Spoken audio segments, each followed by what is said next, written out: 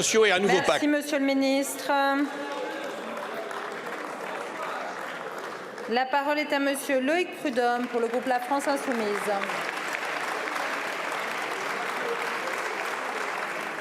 Merci Madame la Présidente. Monsieur le ministre Fesneau, alors que la Commission européenne souhaite réautoriser le glyphosate pour 10 ans, vous déclariez le 12 septembre dernier dans Ouest France, je vous cite, « On fait confiance à la science, aux études qui disent que le glyphosate ne pose pas de problème cancérogène. » Monsieur le ministre, à quelle science faites-vous confiance? La science de Bayer, celle qui escamote les études qui lui déplaisent? À celle de l'EFSA, l'agence sanitaire européenne, qui ignore 90% de la littérature scientifique et ne prend en compte qu'une poignée d'études partiales fournies par les industriels et écarte la majorité des études académiques?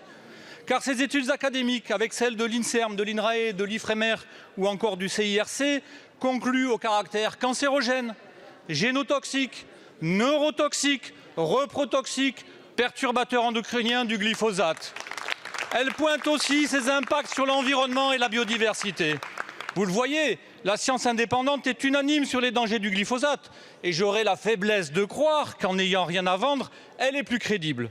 En 2017, Emmanuel Macron lui aussi en était convaincu et avait même promis d'interdire le glyphosate dans les 3 ans.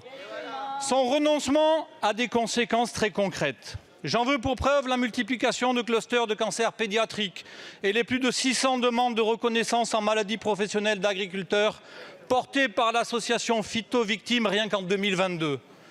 Monsieur le ministre, ne me dites pas qu'il n'est pas possible d'interdire le glyphosate faute d'alternative. Plus de 50 000 agriculteurs bio s'en passent depuis des décennies.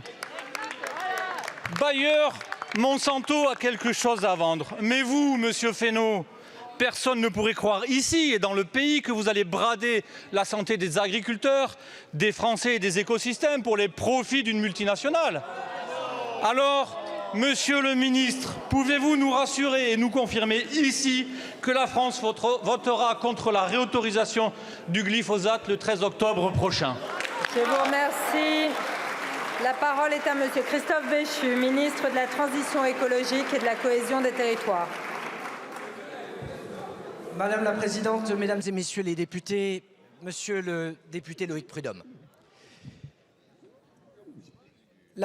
Vous l'avez dit, la Commission européenne a mis sur la table une proposition de réhomologation quasiment sans aucune condition pour 10 ans du glyphosate.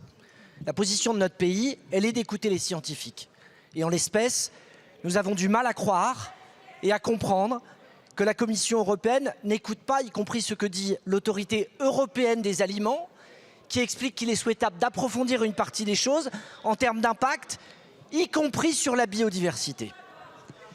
Depuis 2018, la position de la France, elle est d'interdire le glyphosate dès lors qu'il y a des alternatives de substitution.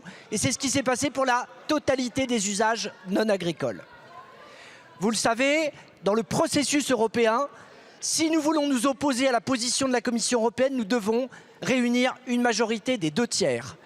Je vous le dis de la façon la plus claire qui soit. La France ne soutient pas la proposition européenne de réhomologation sans condition du glyphosate. Elle travaille à la construction d'une majorité qui évite 1. Les distorsions de concurrence avec des situations nationales, 2. Qu'on se retrouve dans une situation où nous n'écoutons pas la science, 3. Que ça représente un retour en arrière. Je sais à quel point vous aimez que les choses soient binaires. Mais entre les deux,